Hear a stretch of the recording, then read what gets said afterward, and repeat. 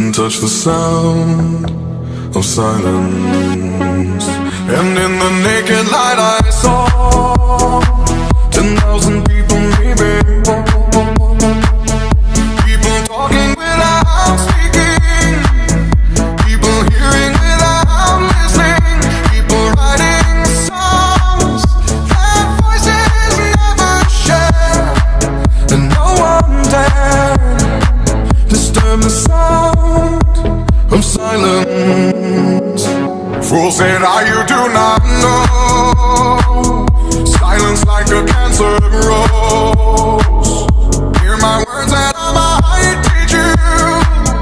Play my arms and I might reach you.